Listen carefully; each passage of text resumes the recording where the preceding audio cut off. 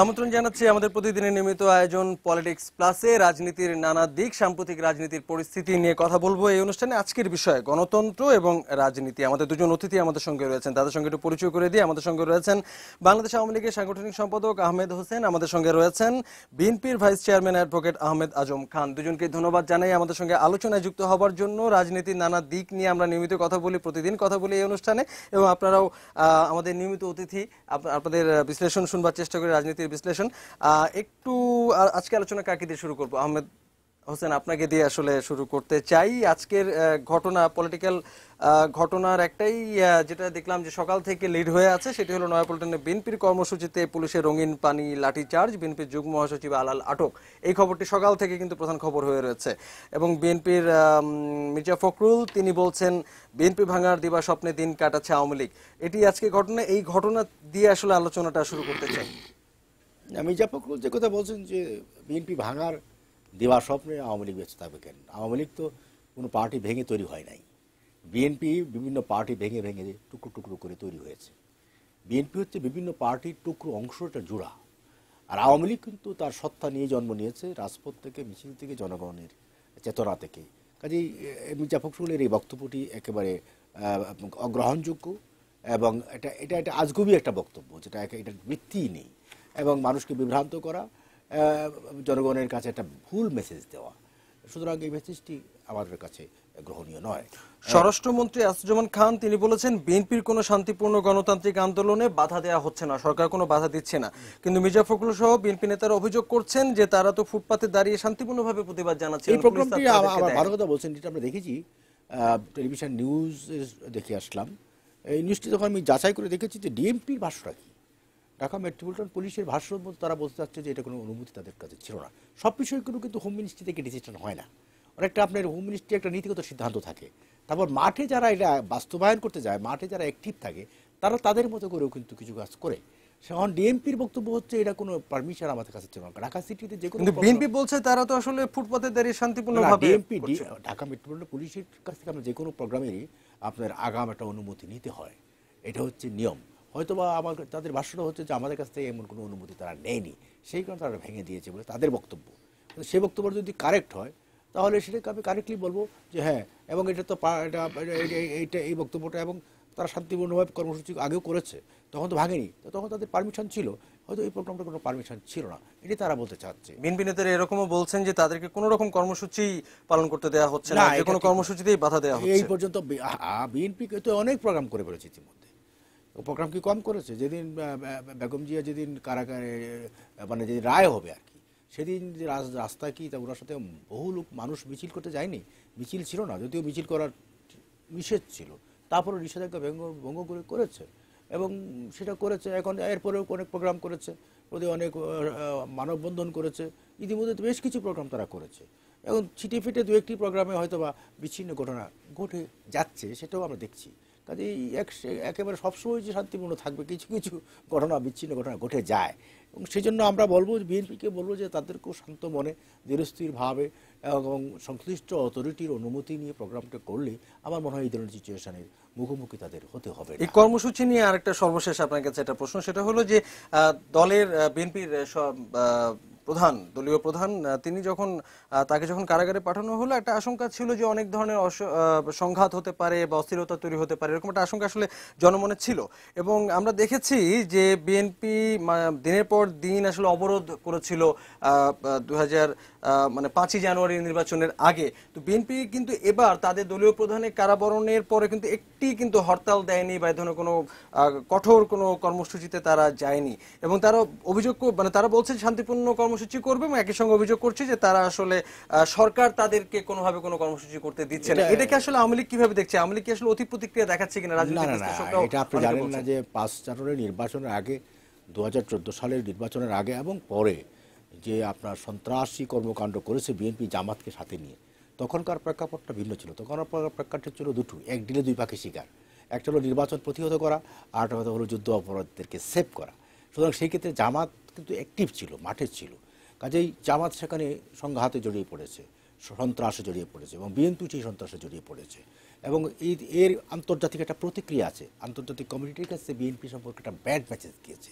সেই হিসেবে আন্তর্জাতিক কমিউনিটিও মনে করে যে বিএনপি একটি সন্ত্রাসী সংগঠন, এবং কানাডার একটি আদালতও কিন্তু এইভাবেই আখ্যায়িত করেছেন বিএনপি একটি সন্ত্রাসী সংগঠন। সুতরাং বিএনপি এই ধরনের শান্তিপূর্ণ কর্মসূচি দিয়ে সন্ত্রাসী যে তকমাটা লেগেছে তার গায়ে এটা মুছে একটা আপনি জামাতের শান্তিপূর্ণ সংশ্লিষ্টতার কথা কর্মসূচির বলছিলেন, পক্ষে মানে কথা বলছেন। এবারের কর্মসূচিটি আসলে জামাত মুক্ত, পুরোপুরি বিএনপি নিজস্ব কর্মসূচি, বিএনপি নিজস্ব আন্দোলন। না, জামাত মুক্ত বা তাদের 20 দলীয় জোট তো আছে, জোট থেকে তো মুক্ত নয়। আমি 20 দলের জোট থেকে তারা বেরিয়ে গেছে বা তারা 20 দলের জোট থেকে জামাত থেকে এক্সপেল করেছে এমন তো কোনো তারা স্ট্যান্ড নেয়নি। কারণ জামাত আমরা তাদের বন্ধু মোটামুটি আছে। আজকের কর্মসূচি সুতরাং নিয়ে অনেক যে কর্মসূচি দেখ বিএনপি, জামাত তাদের সাথে আছে, জামাত তাদের কৌশলে আছে, জামাত তাদের বাইরে নয়। কাজেই এখন তাদের এই যে শান্তিপূর্ণ কর্মসূচির নামে তারা আস্তে আস্তে আসলে আরেকটি কথা উল্লেখযোগ্য যে আদালতের রায়ের বিরুদ্ধে এই ধরনের কর্মসূচি এটা কিন্তু আদালতকে অবমাননা করারই শামিল হয়। কাজে এটা কোনো রাজনৈতিক কর্মসূচি নয়, এটা কোনো রাজনৈতিক আন্দোলন নয়, এটা পলিটিক্যাল আন্দোলন নয়। যেমন বঙ্গবন্ধুর মুক্তির জন্য কিন্তু 6 দফা একটা প্রোগ্রাম ছিল আমাদের, এবং তারপর ছাত্র সমাজের 11 দফা প্রোগ্রাম ছিল। এটা কর্মসূচি ভিত্তিক মুভমেন্ট হয়। কাজে কিন্তু এটা কিন্তু কোনো কর্মসূচি ভিত্তিক মুভমেন্ট নয়, এটা রায় ভিত্তিক। যে রায় দিয়েছে হাই কোর্ট, আদালত, সেখানে আপনি আদালতের রায় মানবেন না, না মেনে এটার বিরুদ্ধে আপনি আন্দোলন করবেন। এটা কি আপনি আপনার আইনের শাসন বলবেন? এটা কি জুডিশিয়ারির স্বাধীনতাকে স্বীকার করবেন না? জুডিশিয়ারি যখন আপনার পক্ষে কথা বলবে বিএনপি কিন্তু এরকম একটু অভিযোগ করে আসছে যে আদালতের রায়কে প্রভাবিত করা হয়েছে কিনা, এই বিষয়টি নিয়ে আপনার কাছে ফিরবো। আমরা একটু আহমেদ আজম খান আপনার কাছে যেতে চাই। আমার মনে হয় যে আপনার কাছে কোনো প্রশ্ন করবার দরকার নেই, আপনি অনেকগুলো পয়েন্ট নিশ্চয়ই পেয়ে গেছেন আহমেদ হোসেনের কথা থেকে। আপনাকে অনেক অনেক ধন্যবাদ। সম্মানিত দর্শক, স্বাগতম। টকশোতে একসময় অনেক কথা বলতাম, এখন কথা বলতে না কেন জানি উৎসাহ পাই না। কি কথা বলবো, কোথায় যাচ্ছি আমরা? বাংলাদেশটা কি আসলে কোনো রাজতন্ত্র অথবা একনায়কতন্ত্র এই ধারাবাহিকতায় বা এই শাসনে পৌঁছে যাচ্ছে কিনা? বিএনপি শান্তিপূর্ণ প্রোগ্রাম করলেও যে বাধা দেয়া হয়, গত কয়েকদিন আগে বিক্ষোভ সমাবেশ ছিল বিএনপির সমাবেশ, সেই শান্তিপূর্ণ সমাবেশে হবিগঞ্জে গুলি করা হয়েছে। আমি হবিগঞ্জের মেয়রকে দেখেছি যে একেবারে চুর ডাকাতের মতো কিভাবে মানে হিচড়ে টেনে আনা হয়েছে, আমি দেখেছি পুলিশের ভূমিকা। এবং সারা দেশে ওই শান্তিপূর্ণ সমাবেশ করতে দেয়া হয়নি, অনেক জায়গায় দাঁড়াতেই দেওয়া হয়নি। এই যে অবস্থাটা, আবার মন্ত্রী সাহেব বলবেন যে আমরা বিএনপির শান্তিপূর্ণ সমাবেশে বাধা দেই না। অনেক গ্রেপ্তার করেছে সেদিন। আর আজকে যা দেখলাম এটা তো বলার বাইরে। একেবারেই শান্তিপূর্ণভাবে ফুটপাতে দাঁড়িয়ে, আগেই বলা হয়েছে, ঘোষণাটা 3 দিন আগের, যে আমরা কালো পতাকা প্রদর্শন করব, মিছিল করব না। এখন সেই কালো পতাকা প্রদর্শনের সেখানে সিনিয়র নেতাদের উপরে, নেতাকর্মীদের উপরে যেভাবে গরম পানির মানে কামান দাগানো হলো, যেভাবে অজস্র প্রায় 45 থেকে 60 জনের মতো নেতাকর্মীকে গ্রেপ্তার করা হলো, যেভাবে পিটিয়েছে, এবং তার 1.5 ঘন্টা পরে আমাদের যুগ্ম মহাসচিব মোয়াজ্জেম হোসেন আলাল যখন উপর থেকে নামছিলেন, তখন তাকে যেভাবে গ্রেপ্তার করা হলো। মোয়াজ্জেম হোসেন আলাল সাবেক 2বারের এমপি, তাকে যদি পুলিশ বলে যে আপনাকে আমাদের সাথে যেতে হবে, আপনাকে গ্রেপ্তার করা হলো, তাহলে কিন্তু তিনি বলবেন যে হ্যাঁ ঠিক আছে চলেন, কোন গাড়িতে উঠতে হবে। তাকে যেভাবে একেবারে ইয়ের মতো, চোর ডাকাতদের মতো যেভাবে মানে জড়িয়ে ধরে জোরপূর্বক যেভাবে গাড়িতে উঠানো হচ্ছিল, এটা কি? এটা কোথায় আছি আমরা? কোন সভ্য সমাজে আছি? আমি বুঝতে পারি না। আমার ভাই উনি বললেন যে আদালতের অনুমতি ছিল না। 3 দিন আগের কর্মসূচি কি, পুলিশের অনুমতি ছিল না। 3 দিন আগের কর্মসূচি যদি পুলিশ মনে করত, তাহলে কালকেই পুলিশ একটা হ্যান্ড আউট দিয়ে দিত যে না, কোনো কর্মসূচি করা যাবে না। তা তো দেয়নি পুলিশ। আমাদের তো প্রোগ্রাম 3 দিন আগের। আর মানে পুলিশের অনুমতি ছিল না ফুটপাতের উপরে দাঁড়িয়ে এই কালো পতাকাটা দেখানো। এ যদি হয় একটা দেশের অবস্থা, তাহলে কোনো দেশের একনায়কতন্ত্র বা রাজতন্ত্র তারাও লজ্জা পাবে। তারাও বিস্মিত হবে, লজ্জা পাবে যে বাংলাদেশ এমন সমাজে পৌঁছে গেছে যে কালো পতাকা দেখানোর জন্য ফুটপাতে দাঁড়ানো যাবে না, পুলিশের অনুমতি নিতে হবে। কোন দেশে আমরা বাস করছি? এর চেয়ে লজ্জার এবং দুঃখের আর কিছু নেই, হতে পারে না। রাজনৈতিক একদিকে মন্ত্রী বিশ্লেষকরা এক কথা বলছেন বলবেন, যে আর হয়তো- একদিকে বাস্তবে পুলিশ আর মানে অন্য নজির দেখাবেন। একেবারেই গণতন্ত্র না, একেবারেই আচ্ছা, গণতন্ত্র। রাজনৈতিক বিশ্লেষকরা বলছেন বুটের যে মানে চাকায় নির্বাচনের এমনভাবে বছর পিষ্ট। 2018 নির্বাচনের বছর এবং পুরো বছর জুড়ে বিএনপির কর্মসূচিতে হয়তো সরকার এক ধরনের চাপ রাখবে এবং সরকার হয়তো পুরো বছর জুড়ে হয়তো এক ধরনের চাপে রাখার চেষ্টা করবে। দেখুন, তো শেষ পর্যন্ত তাহলে বিএনপি কি ওখানে করবে? আসছি আমি, ওখানে আসছি। আমার ভাই বললেন যে আন্তর্জাতিকভাবেও বিএনপি সন্ত্রাসী সংগঠন। বাংলাদেশ না, শুধু আন্তর্জাতিক বিশ্বে যাকে জিজ্ঞেস করবেন তারা বলবে যে এটা এমন একটা রাজনৈতিক দল যারা পাঁচবার ক্ষমতায় এসছে, এটা একটা মানে ডেমোক্রেটিক সংগঠন। আর কানাডার আদালত নাকি সন্ত্রাসী সংগঠন, কানাডার মানে বলেছে বিএনপিকে। এই যে আমরা মিথ্যে তথ্যগুলো দর্শকদের দেই, এটা উচিত নয়। কানাডার আদালতের পর্যবেক্ষণ বিএনপি আওয়ামী লীগ সম্পর্কে সমান। আমি চ্যালেঞ্জ করলাম যে কোনো সময় আপনারা ওই অনলাইন গেটে আপনারা কাগজ রেকর্ড দেখে নেবেন। কাজেই এগুলো বলে অযথা জনগণকে বিভ্রান্ত করা। আমরা আজকে আর ওই আলোচনায় যাব না, আমরা একটু ঠিক আছে, আমি শুধু এক লাইনেই জবাব দিলাম। আর আদালত অবমাননা, এটা শুনেও সকলে হাসবে যে ষোড়শ সংশোধনী বাতিলের রায়ে একটা পর্যবেক্ষণকে কেন্দ্র করে, যেখানে প্রধান বিচারপতিকে শুধু বিতাড়িতই করা হয় নাই, তার সম্পর্কে কি বলা হয়েছে তার তুলনায় এখন আমরা অনেক ভদ্রভাবে, যেটুকু না বললেই নয় সেটুকু, এটাকে আদালত অবমাননা বলেন। আদালত অবমাননা কাকে বলে আমার ভাই ভুলে গেছেন যে এসকে সিনহার সম্পর্কে কি ধরনের মন্তব্য করেছেন। এখন আপনি যে কথাটা বললেন যে সারা বছরই এই বিএনপিকে চাপে রাখবে সরকার, তাহলে দেখুন আমরা যে কথাগুলো বলেছি, কথাগুলো কতটা সত্যে পরিণত হয়ে গেছে। সত্যি না মিথ্যে ওই আলোচনা, কিন্তু মানে কথা হচ্ছে বিএনপি যদি চাপে থেকে না, থাকে, না, দৃশ্যমান আমি তো- যা যা দেখছি, আমি বিএনপি আপনার- আসলে কি করবে? আমি তো আপনার কথার জবাবেই আসছি যে আমরা কতটা সত্যি বলেছি যে এই সরকারের অধীনে আমরা নির্বাচনে যাব না, আমরা নির্বাচনকালীন সরকার চাই। তার প্রমাণ আপনার প্রশ্নেই কিন্তু। এই যে আপনি যে পয়েন্টটা আসলেন, এই পয়েন্টের জবাব আসলে আমি আহমেদ হোসেন আপনার আচ্ছা, কাছে আমি একটু শেষ করি, দুইটা লাইনে শেষ করতে দেন। এই যে আপনি বললেন যে সারা বছরই চাপে রাখবে, তাহলে সরকার ভোট চাইবে আর আমাদেরকে চাপে রাখবে, গ্রেপ্তার করবে, তারপরে নানা ধরনের মামলা দেবে, তাহলে লেভেল প্লেইং ফিল্ড কোথায়? তাহলে এই সরকারের অধীনে নির্বাচনে যাওয়ার সুযোগটি কোথায়? এই জন্যই কিন্তু বাংলাদেশের ৮০% মানুষই মনে করে যে এই সরকারের অধীনে নির্বাচনটা নিরপেক্ষ হবে না। কেমন করে নিরপেক্ষ হবে? ভোট কেন্দ্রে তো যাওয়ার প্রশ্নই নাই। তার আগেই দেখুন একদল নির্বাচনে ভোট চাইছে, আরেকদল পুলিশের বুটের চাকায়, বুটের লাথিতে পিষ্ট হচ্ছে। তাহলে সেই সরকারের অধীনে নির্বাচনে তো আমি প্রচারেই যেতে পারবো না। তাহলে প্রমাণিত আমাদের কথা যে এই সরকারের অধীনে নির্বাচন নিরপেক্ষ হবে না। অতএব নিরপেক্ষ না হলে ওই সিলমারার নির্বাচনে তো যাওয়ার কোনো অর্থ নেই। আচ্ছা, এর খুব গুরুত্বপূর্ণ আলোচনা, নিশ্চয়ই আহমেদ হোসেন এই বিষয়ে কিছু বলবেন। আর আপনি বলছিলেন যে সিলমারা নির্বাচনে বিএনপি যাবে কি যাবে না এই বিষয়ে আপনি কথা বলছিলেন। আমরা এই আলোচনায় ফিরতে চাই, আমাদের ছোট্ট বিরতি নেবার সময় হয়েছে। দর্শক কিছুক্ষণ পরেই ফিরবো, সঙ্গে থাকবেন।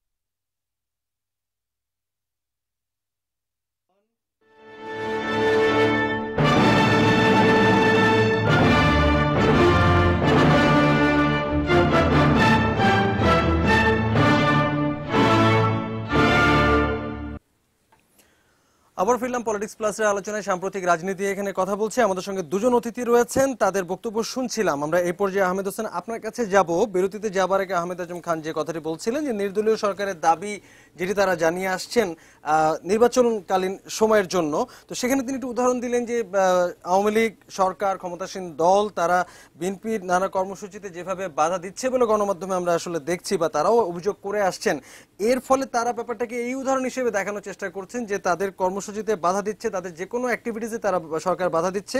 এর ফলে নির্দলীয় সরকারের যে দাবি, সেই দাবিটি আসলে তাদের জন্য অনেক বেশি যুক্তিপূর্ণ হয়ে উঠছে। আপনি কি এই বিষয়ে কিছু যুক্ত করতে চান? তাদের তো দাবি, এখন নির্দলীয় সরকারের দাবি তো এখন ওখান থেকে তারা সরে এসে গেছে। এখন তারা শুধু খালেদা জিয়ার মুক্তির দাবি করছে। সেটা অবশ্যই আমি এই প্রসঙ্গ নিয়ে যাবো কাছে। এখন আর ওইটা ওই যে এই দাবির কথাটা ছিল, যে ওই স্ট্যান্সে তারা এখন চলে আসছে, তাদের ওই বক্তব্য এখন আর নেই। তাদের বক্তব্য এখন খালেদা জিয়ার মুক্তি, আর কিছু নেই। আর নির্বাচন কারো দিনও হবে, প্রশ্ন হচ্ছে নির্বাচন তো হবে নির্বাচন কমিশনের আন্ডারে, নির্বাচন তো আর সরকারের আন্ডারে হবে না। এবং অন্তর্বর্তীকালীন সরকারের প্রধানমন্ত্রী বঙ্গবন্ধু কন্যা শেখ হাসিনা থাকবেন, তখন একটা ছোট্ট ক্যাবিনেট হবে অ্যাকর্ডিং টু কনস্টিটিউশন। এখন আমার কাছে দুটো অপশন আছে, একটা হচ্ছে বিএনপির কথা মতো নির্বাচন দেওয়া, আর হচ্ছে সংবিধানের কথা মতো নির্বাচন দেওয়া। তাহলে আমরা কোনটা যাব? রাষ্ট্র, দেশ, মানে সংবিধান কি বলে? সংবিধান বলে যে সংবিধানের কথা মতো আমাকে চলতে হবে। আমি একটা পার্টির নেতা বা একটা পার্টির সিদ্ধান্তে তো আমি চলতে পারবো না, এটা কোনো দেশেই চলে না।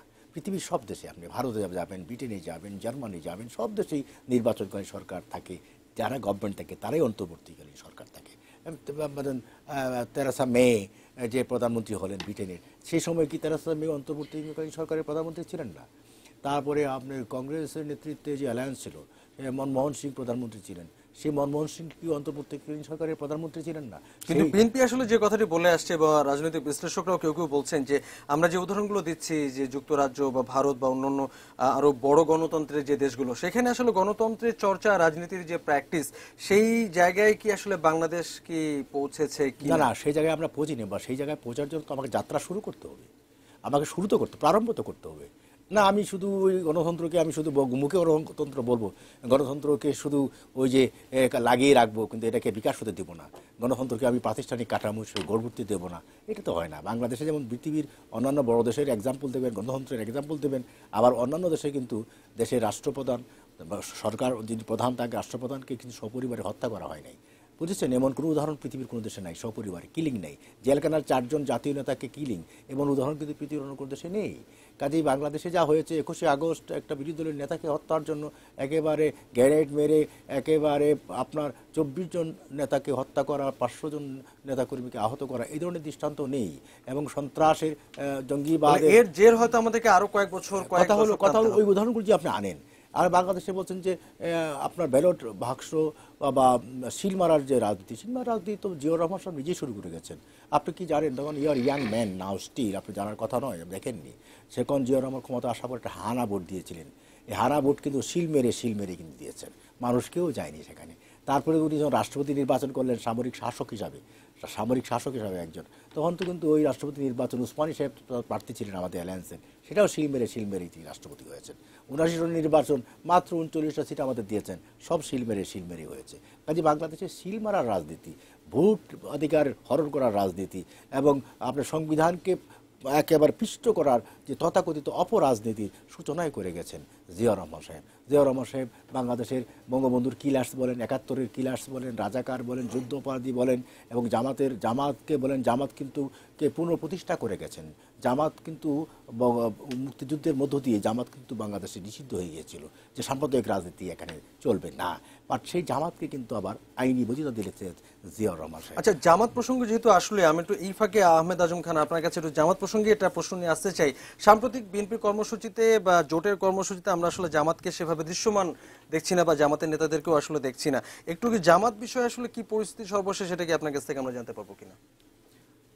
প্রথমে আমি বলবো যে আমার ভাই তো বিএনপির নেতা না, আওয়ামী লীগের নেতা, উনি কি করে জানলেন যে নির্দলীয় সরকারের দাবি থেকে বিএনপি সরে এসছে? আর বিএনপির একটাই দাবি ম্যাডাম খালেদা জিয়ার মুক্তি। ম্যাডাম খালেদা জিয়ার মুক্তি বিএনপির অবশ্যই দাবি, কারণ সাজানো মামলায় তাকে আটক করা হয়েছে। বিএনপির দাবি নির্দলীয় নিরপেক্ষ সরকারের অধীনে নির্বাচন, বিএনপির দাবি গণতন্ত্রের চর্চা। এই যে আমার ভাই বললেন যে সংবিধান অনুযায়ী নির্বাচন হবে, সংবিধানে কিন্তু আগেও তত্ত্বাবধায়ক সরকার ছিল না, ভাইরাই কিন্তু তত্ত্বাবধায়ক সরকারের জন্য আন্দোলন করেছেন। এখন ক্ষমতায় এসে দেখলেন যে তত্ত্বাবধায়ক সরকার থাকলে তো হারতে হবে, ভোট তো জনগণ দেবে না, তত্ত্বাবধায়ক সরকার ব্যবস্থা বিলুপ্ত করে একেবারে উজু করে বলছেন যে আরে সংবিধানের বাইরে আমরা যাব না। এগুলো সত্য কথা নয়, এগুলো ভালো কথা নয়। ভাই বললেন যে এই যে ভারতের কথা বললেন, আমেরিকার কথা বললেন, ব্রিটেনের কথা বললেন, আপনি কিন্তু জবাব দিয়েছেন যে এই উন্নত গণতন্ত্রের দেশগুলোর সাথে বাংলাদেশকে তুলনা করলে হবে না, ওই উন্নত দেশগুলো একটা 5 জানুয়ারি নির্বাচন করবে না, ওই উন্নত দেশগুলো সিল মারার নির্বাচন করবে না। আর ভাই বললেন যে না, ওই জায়গায় যাওয়ার তো প্র্যাকটিস করতে হবে। ওই জায়গায় যাওয়ার প্র্যাকটিস কি 5 জানুয়ারির নির্বাচন? ওই জায়গায় যাওয়ার প্র্যাকটিস কি ওই একেবারে কালো পতাকা নিয়ে ফুটপাতে দাঁড়িয়ে থাকলেও গরম পানি ঢালা আর এইভাবে নেতাদের কর্মীদেরকে নির্মমভাবে নির্যাতন করা এবং গ্রেফতার করা? যে ওগুলো বিএনপির কি কর্মসূচি বা মনোযোগ, রাজনৈতিক ফোকাসটা অনেক বেশি আসলে এই মুহূর্তে খালেদা জিয়া নির্ভর, তার মুক্তি নির্ভর, ফলে নির্বাচন থেকে কি আসলে ফোকাস নেওয়া যাচ্ছে? একেবারে পরিষ্কার কথা, আমরা একটা রাজনৈতিক দলের অনেক ইস্যু থাকে, সব নিয়েই ম্যাডাম খালেদা জিয়া বিএনপির চেয়ারপারসন, 3 বারের প্রধানমন্ত্রী, এখন জাতীয় ঐক্যের প্রতীক, বাংলাদেশের অবিসংবাদিত নেত্রী। তাকে সাজানো মামলায় কারাগারে পাঠানো হয়েছে। অতএব তার মুক্তির জন্য আমাদের আন্দোলন করাটা অবশ্যই কর্তব্য এবং দায়িত্ব 1 নম্বর। আমরা যেমনি মাঠে লড়াই করছি আমাদের তার মুক্তির জন্য, তেমনি আমরা আইনেও লড়াই করছি। তার মুক্তির প্রক্রিয়াটি যদি দীর্ঘায়িত হয় কোনো কারণে, পাশাপাশি সেটা নিয়ে পরে কথা বলছি, পাশাপাশি নির্বাচন আসছে, আমরা প্রমাণ করতে পেরেছি যে এই সরকারের অধীনে নির্বাচন সম্ভব নয়। এর আগেও বলেছি আমি আগের সেগমেন্টে যে একদিকে তারা ভোট চাইছে, আরেকদিকে আমাদেরকে আদালতের বারান্দায় দৌড়াচ্ছে, আবার আমরা একটু ফুটপাতে গেলেও আমাদেরকে মারছে। তার মানে এই সরকার আমাদের নির্বাচনটি করতে দেবে না। এই সরকারের অধীনে নির্বাচন নিরপেক্ষ তো দূরের কথা, লেভেল প্লেইং ফিল্ডের কাছে দাঁড়াও নেই। অতএব আমরা প্রমাণ করতে পেরেছি যে অবাধ এবং নিরপেক্ষ নির্দলীয় সরকারের প্রয়োজন আছে, নইলে আগামী নির্বাচন 5 জানুয়ারির চেয়েও খারাপ হবে। এই আলামত ওই প্রসঙ্গে জানতে চাচ্ছি যে শেষ কথাটি বলি আগে, তারপরে আপনার প্রশ্নের হানা ভোটের কথা বলেন। হানা ভোট যদি ওরকম হবে, ওনারা হানা ভোটটাও তো সংবিধান থেকে তুলে দিয়েছেন, হানা ভোট তো ওনারা সংবিধান থেকে তুলে দিয়েছেন। আর এই যে বললেন 79 নির্বাচনে একটা ভোট কারচুপি, তখন আমি ঢাকায় বসবাস করি, 79 নির্বাচনে একটা ভোট কারচুপির অভিযোগ আসে নাই। তারপরে প্রেসিডেন্ট নির্বাচনে রাষ্ট্রপতি জিয়াউর রহমান নির্বাচিত হলেন, এমএজি উসমানী হেরে গেলেন। এমএজি উসমানী একবারের জন্য বলেন নাই যে নির্বাচনে কারচুপি হয়েছে। এই কথাগুলো এখন বলে কেন মানুষকে বিভ্রান্ত করেন? এবং আরেকটা জিনিস আমি লক্ষ্য করি, যেমন আমাকে আপনি বলবেন বঙ্গবন্ধু পরিবার সম্পর্কে আমি রাজনীতি করি, মানুষকে সম্মান করি, বঙ্গবন্ধু পরিবার সম্পর্কে একটি কথা আমার মুখ থেকে বের করতে পারবেন না। হ্যাঁ, মাননীয় প্রধানমন্ত্রীর রাজনৈতিক কর্মসূচি নিয়ে কথা বলবো, শেখ হাসিনা সম্পর্কে একটি বাজে কথা বলবো না, ওই শ্রদ্ধাবোধ আমার আছে। কিন্তু আমি আওয়ামী লীগারদের দেখি যে শহীদ রাষ্ট্রপতি জিয়াউর রহমান এবং তার পরিবার সম্পর্কে এমন কথা বলেন যে পাশে বসে থাকাটাও কষ্টকর হয়ে যায়। এগুলো কিন্তু একেবারেই অপরাজনীতি, এগুলো করা উচিত হবে না, এগুলো করা উচিত নয়।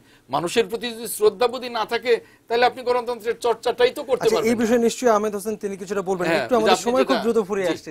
জি, আপনি যেটা বলতে চেয়েছিলেন, যে একটা হলো জামাতের বিষয়টা জানতে চাই, এটা আমরা ছোট বিরতিতে যাব, বিরতির পরে আপনার কাছে আসব। একটু জানতে চাই যে যদি কোনো কারণে বেগম জিয়ার কারামুক্তির বিষয়টি দীর্ঘায়িত হয়, তার মুক্তির পুরো প্রক্রিয়াটা যদি দেরি হয়ে যায় এবং নির্বাচন পর্যন্ত তিনি যদি কোনো কারণে মুক্তি না পান, সেক্ষেত্রে আসলে বিএনপি কি করবে? এবং বিএনপি পরিস্থিতি যদি প্রতিকূল থেকে আরো প্রতিকূলতর হতে থাকে, সেক্ষেত্রে বিএনপি এবার নির্বাচনে যাবে যে কোনো মূল্যে, সেরকম একটি ধারণা বিএনপি নেতারা বলে আসছেন। কিন্তু পরিস্থিতি যদি আরো প্রতিকূল হয়, সেক্ষেত্রে বিএনপি কি করবে? আচ্ছা, প্রথম কথা হলো যে জামায়াতের যে বিষয়টা, জামায়াতের বিষয়টা পরে বলি। নির্বাচনের যে বিষয়টা, আমরা সরকারকে পরিষ্কার বলেছি আমরা নির্বাচনে যাব, এও বলা হয়েছে যে কোনোভাবেই বিএনপিকে বাইরে রাখা যাবে না, কোনোভাবেই বিএনপিকে বাইরে রাখা যাবে না। শুধু দুটো বিষয়, আমরা নির্বাচনে যাব ম্যাডাম খালেদা জিয়াকে নিয়ে এবং নিরপেক্ষ নির্দলীয় সরকারের অধীনে, কথা স্পষ্ট। ওই 5 জানুয়ারির মতো সাজানো নির্বাচনে যদি সেটা না হয়, তাহলে বিএনপি নির্বাচনে যাবে না। আরেকটা কথা ইনশাআল্লাহ হবে, আর 5 জানুয়ারি নির্বাচন জনগণ দেখতে চায় না। আরেকটা কথা আপনি বলছেন যে ম্যাডাম খালেদা জিয়ার মুক্তি যদি প্রলম্বিত হয়, এই দেশে যদি আইনের শাসন থাকে, তাহলে আগামী রবিবারেই ওনার মুক্ত হওয়া উচিত, ওনার জামিন হওয়া উচিত। কারণ সাজানো মামলা ছাড়াও, ওনারটা তো পুরোপুরি সাজানো, স্বাভাবিক যেগুলো মামলা, ওই সমস্ত মামলাতেও হাইকোর্টে এই ধরনের 5 বছর 10 বছরের কনভিকশনে এক হিয়ারিং এ বেল হয়ে যায়। ওনার বেল যদি দেরি হয় তাহলে বুঝতে হবে যে সরকারের নিয়ন্ত্রণে চলে গেছে কোর্ট, বুঝতে হবে আইনের শাসনও বন্দী হয়ে গেছে। আচ্ছা, আমরা এই বিষয়ে একটু থামতে চাচ্ছি আপনাকে, আমরা শুনবো আপনার কাছে। আমাদের ছোট্ট বিরতি নেবার সময় আছে, দর্শক কিছুক্ষণ পরেই ফিরবো, সঙ্গে থাকবেন।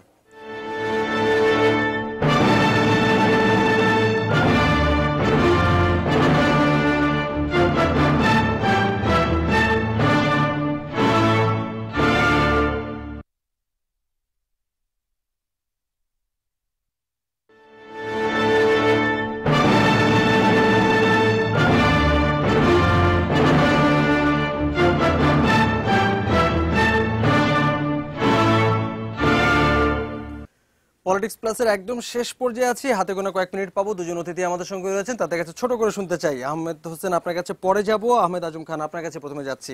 তখন আপনাকে থামিয়েছিলাম, আপনি জামাত প্রসঙ্গে একটু আমাদেরকে ধারণা দেবেন বলতে চেয়েছিলেন যে আমরা একটু জানতে চাই যে বিএনপির সঙ্গে, বিএনপির কর্মসূচিতে সাম্প্রতিক সময় কিন্তু আমরা জামাতকে দেখছি না, জামাতের কোনো নেতাকর্মীকেও দেখছি না, কর্মসূচিতেও নেই। কি পরিস্থিতি আমাদেরকে একটু সংক্ষেপে জানাবেন?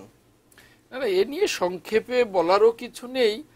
জামায়াতকে নিয়ে বরং আওয়ামী লীগ খেলছে, সরকার খেলছে। সরকার একদিকে জামায়াতকে বিএনপির সাথে ট্যাগ করে দিচ্ছে, অন্যদিকে সরকার তার নির্বাহী আদেশেই যে কোনো মুহূর্তে নিষিদ্ধ করতে পারে, নিষিদ্ধ করছে না। আর জামায়াতের নেতারা বিভিন্ন এলাকায় আওয়ামী লীগে যোগ দিচ্ছে। এই রাজনীতিগুলো সঠিক গণতন্ত্রের চর্চার রাজনীতি নয়, এটাই আমি বলবো। এটা ইচ্ছে করলেই সরকার সিদ্ধান্ত নিতে পারে, আর জামায়াতকে দিয়ে বিএনপির সাথে খেলাটা সরকারের অপরাজনীতি, এছাড়া আর কিছু নয়।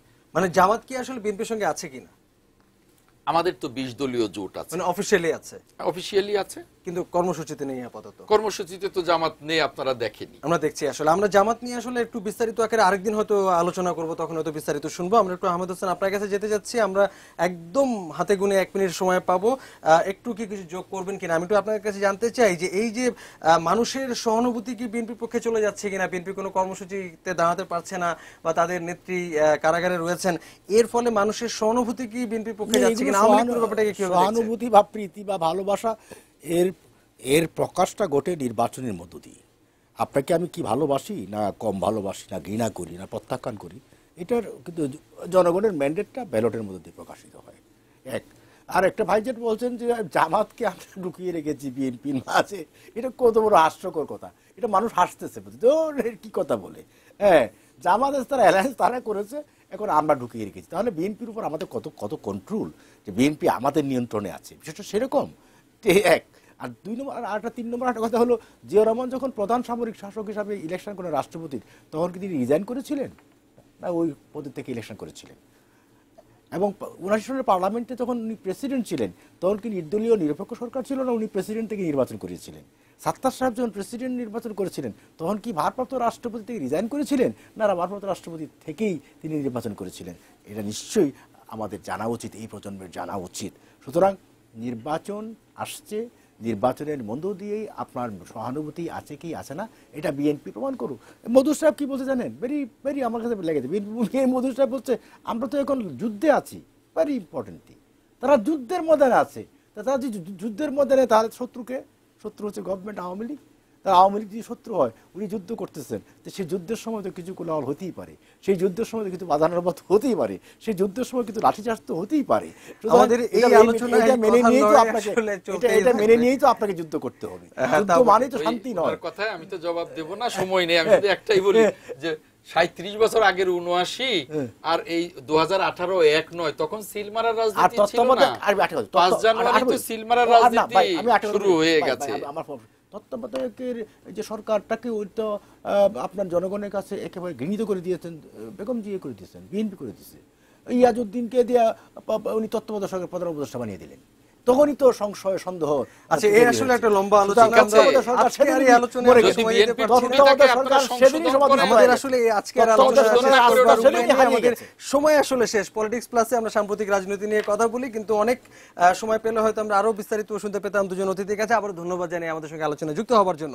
দর্শক, পলিটিক্স প্লাসে সাম্প্রতিক রাজনীতির নানা বিষয়ে রোজই আলোচনা করি, আলো করবো, আজও করলাম। আজকের আলোচনার সময় শেষ। সঙ্গে থাকার জন্য অনেক ধন্যবাদ।